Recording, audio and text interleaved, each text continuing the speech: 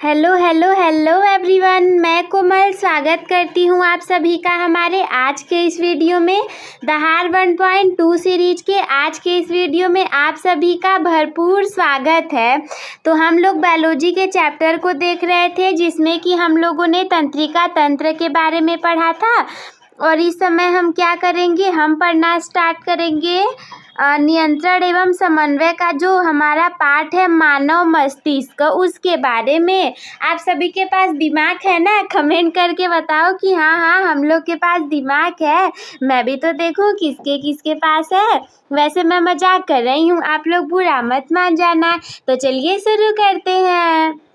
मानव मस्तिष्क, तो हमें मानव मस्तिष्क के बारे में पढ़ना है।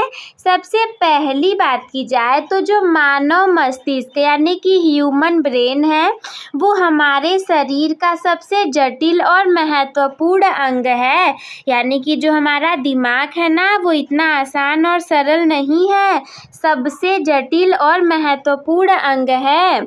ये प्रकृति की एक उत्कृष्ट रचना है जो कि हमें सोचने, समझने, महसूस करने, सीखने और प्रतिक्रिया देने में सक्षम बनाती है। ये तो हमें पता ही है कि हमारा दिमाग हमें सोचने के लिए, समझने के लिए, महसूस करने के लिए, सीखने और प्रतिक्रिया देने में सक्षम बनाता है। और ये हमारी इच्छाओं, संवेगों, मन, बुद्धि, चित्त, अहंकार, चेतना, ज्ञान, अनुभव, इन सभी चीज़ों के व्यक्तित्व का केंद्र है। ये सारी चीज़ें तो कॉमन सी बात है, लेकिन फिर भी अगर लोगों को नहीं पता होगा तो मैं बता देती हूँ। जब हम मानव मस्तिष्क की संरचना की बात करेंगे, स्ट्रक्चर ऑफ ह्यूमन ब्रेन, तो मानव मस्तिष्क खोपड़ी के अंदर सुरक्षित रहता है और लगभग 1.5 किलोग्राम का होता है। 1.5 किलोग्राम मतलब समझ रहे हो, 1 किलो 500 ग्राम का होता है। ये तंतुमय संयोजिक ऊतक यानी कि फाइब्रस कनेक्टिव टिश्यू की 3 परतों से घिरा होता है, जिन्हें कि मेंसिजेंस कहते हैं। और इन झिल्लियों और मस्तिष्क के बीच एक द्रव भरा होता है जिसे हम सेरिब्रोस्पाइनल फ्लूइड कहते हैं। और ये द्रव मस्तिष्क को बाहरी आघातों से बचाता है और उसे नम रखता है। अगर एग्जाम में आएगा कि हमारे मस्तिष्क को बाहरी आघातों से कौन बचाता है या फिर इसे नम कौन रखता है, तो आंसर में आप लिखोगे सेरिब्रोस्पाइनल फ्लूइड यानी कि सेरिब्रोस्पाइनल द्रव। मस्तिष्क के भागों की बात करें कि हमारा मस्तिष्क कितने भागों में बटा है, तो आप लोगों ने थोड़ा बहुत भी पढ़ा होगा तो आपको पता होगा कि हमारा मस्तिष्क 3 भागों में विभाजित है। सबसे पहला है अग्र मस्तिष्क यानी कि फोर ब्रेन। तो फोर ब्रेन क्या होता है? ये मस्तिष्क का सबसे बड़ा और विकसित भाग है। एग्जाम में पूछा जाएगा कि मस्तिष्क का सबसे बड़ा भाग कौन सा है, तो आप बताओगे कि ये अग्र मस्तिष्क यानी कि फोर ब्रेन है। और इसमें क्या होता है कि मुख्य रूप से प्रमस्तिष्क, थैलेमस और हाइपोथैलेमस शामिल होता है। प्रमस्तिष्क को हम सेरिब्रम कहते हैं, थैलेमस को हम थैलेमस ही बोलेंगे और हाइपोथैलेमस को हाइपोथैलेमस कहते हैं। अग्र मस्तिष्क के बाद सेकेंड वाला हमारे सामने आता है प्रमस्तिष्क। तो ये सेकेंड वाला है, तो हम इसे बोलेंगे कि ये हमारे मस्तिष्क का लगभग 2/3 हिस्सा बनाता है, जो कि 2 गोलार्धों दाएं और बाएं में बटा होता है। प्रमस्तिष्क जो होगा वो क्या होगा? वो मस्तिष्क का लगभग 2/3 हिस्सा बनाएगा और ये 2 गोलार्धों दाएं और बाएं में बटा होगा, जिसकी बाहरी सतह पर उभार और खांचे होती हैं। आपने उसमें डायग्राम में तो देखा ही होगा, थंबनेल में जो हमारा डायग्राम लगा है वो वैसा ही तो है। ये सोचने, समझने, याद रखने, तर्क करने, निर्णय लेने, बोलने और स्वैच्छिक गतियों को नियंत्रित करता है। अगले वाले पार्ट की जाए जो कि है थैलेमस। तो ये संवेदी सूचनाओं गंध को छोड़ दोगे तो बाकी जो संवेदी सूचनाएं रहती हैं उनके लिए रिले केंद्र के रूप में कार्य करता है और उन्हें प्रमस्तिष्क के संबंधित क्षेत्रों तक पहुंचाता है। हाइपोथैलेमस मोस्ट इम्पॉर्टेंट, याद रखोगे एग्जाम में आ सकता है। क्या कह रहा है कि ये भूख, प्यास, नींद, शरीर का तापमान और हार्मोन संतुलन जैसी अनैच्छिक क्रियाओं को नियंत्रित करता है। पूछ देगा कि भूख, प्यास, नींद, शरीर का तापमान, हार्मोन संतुलन ये सारे मस्तिष्क के कौन से भाग करते हैं? तो आंसर में आपको लिखना या फिर एमसीक्यू में टिक भी लगाने के लिए आ सकता है, तो आप लगा दोगे हाइपोथैलेमस। अगला है मध्य मस्तिष्क यानी कि मिड ब्रेन। तो ये अग्र मस्तिष्क और पश्च मस्तिष्क के बीच में स्थित छोटा सा भाग होता है जो कि दृश्य और श्रवण रिफ्लेक्सिस को नियंत्रित करता है। नेक्स्ट है प्रमस्तिष्क यानी कि हिंड ब्रेन्स। इसमें अनुमस्तिष्क जिसे सेरिबेलम कहते हैं, पोन्स और मेडुला ऑब्लोगंटा शामिल होते हैं। मस्तिष्क इतना आसान नहीं है पढ़ना, 2-3 बार पढ़ेंगे तब जाके समझ में आएगा और याद भी होगा। अनुमस्तिष्क की बात करें तो प्रमस्तिष्क के नीचे स्थित होगा और शरीर के संतुलन, समन्वयन और पेशीय गतियों को नियंत्रित करेगा। और बार बार जो पोन्स वर्ड आ रहा है वो समझ में नहीं आता कि क्या होता है। तो पोन्स जो है वो मस्तिष्क के विभिन्न भागों के बीच संदेशों के आदान प्रदान में मदद करता है और नींद, श्वसन और चेहरे की गतिविधियों को नियंत्रित करता है। नेक्स्ट हमारे सामने एक और वर्ड बार बार आ रहा था जो कि था मेडुला ऑब्लोगेंटा। तो ये मस्तिष्क का सबसे निचला भाग है जो कि रीढ़ की हड्डी से जुड़ा होता है। एकदम पीछे हाथ लगाकर देखो, रीढ़ की हड्डी से जो जुड़ा हुआ भाग रहेगा वो मेडुला ऑब्लोगेंटा के अंतर्गत आएगा। ये हृदय गति, श्वसन, रक्तचाप निगलने और उल्टी जैसी महत्वपूर्ण अनैच्छिक क्रियाओं को नियंत्रित करता है। मानव मस्तिष्क जो हमारा है, जब हम उसके कार्यों की बात करेंगे, अब दिमाग है तो कार्य तो है ही इसका। फंक्शन ऑफ ह्यूमन ब्रेन, बहुत ज़्यादा कार्य है, पढ़ेंगे तो पता चलेगा कि दिमाग हमारा इतने सारे कार्यों को करता है। मस्तिष्क शरीर के सभी अंगों के कार्यों का नियंत्रण और नियमन करता है और इसीलिए इसे शरीर का मालिक अंग भी कहते हैं। कोई पूछेगा कि शरीर का मालिक अंग हम किसे कहते हैं, तो आप बताओगे मस्तिष्क को, और अगर पूछ दिया क्यों कहते हैं तो बताओगे कि क्योंकि ये हमारे शरीर के सभी अंगों के कार्यों का नियंत्रण और नियमन करता है, इसीलिए हम कहते हैं।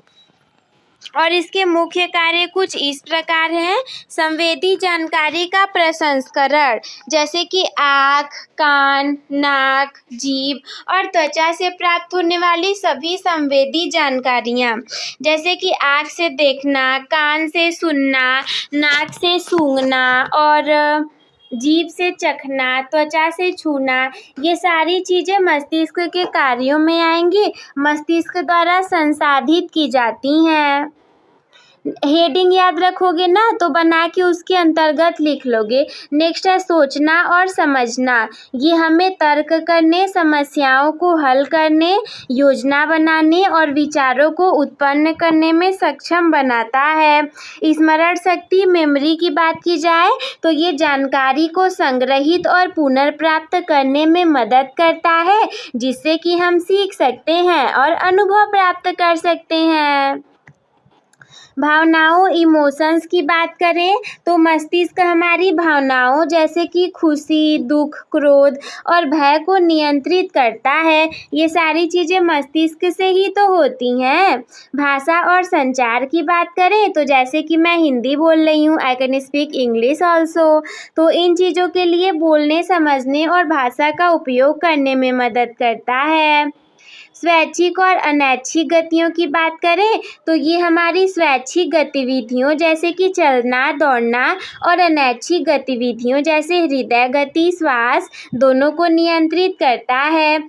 चेतना यानी कि कॉन्शियसनेस, मस्तिष्क ही हमारी चेतना और आत्म जागरूकता का केंद्र है। अगर आपके अंदर चेतना है और आप जागरूक हो तो मस्तिष्क है तभी ऐसा है, वरना कुछ आदमी पागल भी कहलाते हैं। अब बात करें कि मस्तिष्क हमारा काम कैसे करता है, हाउ ब्रेन वर्क्स, तो मस्तिष्क न्यूरॉन नामक अरबों तंत्रिका कोशिकाओं का एक जटिल नेटवर्क है। ये न्यूरॉन्स इम्पोर्टेंट है, इसके बारे में आप याद रखोगे। न्यूरॉन्स नामक अरबों तंत्रिका कोशिकाओं का एक जटिल नेटवर्क है। ये न्यूरॉन्स विद्युत और रासायनिक संकेतों के माध्यम से एक दूसरे से संवाद करते हैं। जब हम कुछ सोचते हैं, देखते हैं, सुनते हैं या कोई क्रिया करते हैं तब जाकर के ये न्यूरॉन्स सक्रिय होते हैं और जटिल पैटर्न में एक दूसरे से जुड़ते हैं। ये संचार ही हमारे सभी मानसिक और शारीरिक कार्यों का आधार है। मस्तिष्क को कार्य करने के लिए बहुत अधिक रक्त और ऑक्सीजन की आवश्यकता होती है, इसीलिए कहते हैं कि आप लोग पानी पीते रहिए ताकि मस्तिष्क को ऑक्सीजन भी मिलता रहे और शरीर भी हमारा स्वस्थ रहे। और ज़्यादातर रक्त भी चाहिए होता है जो कि हमारे हृदय या फिर हम दिल बोल सकते हैं। इसके द्वारा पंप किए गए ब्लड खून रक्त का लगभग 20% तक हर क्षण मस्तिष्क में जाता है। और जब मानव मस्तिष्क के रोग और विकारों की बात करें, diseases and disorders of human brains, तो सबसे पहला मस्तिष्क विभिन्न प्रकार के रोगों और विकारों से प्रभावित हो सकता है, जिनमें शामिल है तंत्रिका अपक्षयी रोग, न्यूरोडिजेनरेटिव डिजीजेस जैसे कि अल्जाइमर रोग, किसी की याददाश्त चली जाती है, स्मृति हानि, पार्किंसंस रोग, कंपन, कठोरता, हंटिंगटन रोग। अगला है मस्तिष्क वाहिकीय रोग जैसे कि स्ट्रोक, मस्तिष्क में रक्त प्रवाह की कमी या फिर अवरोध। कुछ संक्रामक इन्फेक्शियस डिजीजेस भी होते हैं जैसे एन्सेफेलाइटिस, मस्तिष्क की सूजन, मेनिंजाइटिस जिसे कि झिल्लियों की सूजन कहते हैं। और मस्तिष्क ट्यूमर के बारे में तो आपने सुना ही होगा, ब्रेन ट्यूमर्स जिसे हम बोलते हैं। तो मस्तिष्क में असामान्य कोशिकाओं की वृद्धि हो जाती है, मतलब वो कोशिकाएं बढ़ती रहेंगी बढ़ती रहेंगी बढ़ती रहेंगी, वो घटती ही नहीं है, तो उससे मस्तिष्क ट्यूमर हो जाता है। मिर्गी यानी कि इपिलेप्सी की बात करें तो मस्तिष्क की असामान्य विद्युत गतिविधि के कारण होने वाले दौरे मिर्गी के अंतर्गत आते हैं। जो दर्दनाक मस्तिष्क की चोट है, ट्राउमेटिक ब्रेन इंजरी TBI, सिर में चोट लगने से मस्तिष्क को नुकसान हो जाना, जैसे देखते हैं हमें सीरियल्स में, रियल लाइफ में भी होता है, किसी की दिमाग पे, मस्तिष्क पे, सर पे लोग मार देंगे तो बेचारा गिर जाएगा, या फिर लड़की रहेगी तो गिर जाएगी और सिर में चोट लगने की वजह से नुकसान हो जाता है। मानसिक स्वास्थ्य विकारों की बात करें, मेंटल हेल्थ डिसऑर्डर, तो जैसे अवसाद, चिंता करना, सिजोफ्रेनिया, द्विध्रुवीय विकार। अगला है माइग्रेन। माइग्रेन का नाम तो आप लोग ने सुना ही होगा कि जैसे किसी को माइग्रेन बार बार आ जाता है, जिसमें कि गंभीर सर दर्द होगा जो कि ज़्यादातर मतली और प्रकाश संवेदनशीलता के साथ होता है।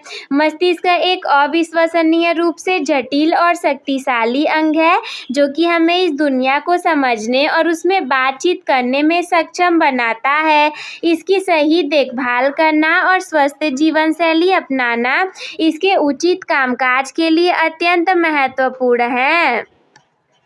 तो ये हमारा मस्तिष्क वाला जो लेक्चर था वो कंप्लीट हुआ। आई होप दोस्तों कि आप लोग को समझ में आ गया होगा। एट लास्ट में आप लोग को क्या करना है, start your topper becoming journey with the topper by subscribing the channel. Also you can like the video, share with your friends. If there is any doubt in your mind then you can comment me. Take care, bye bye.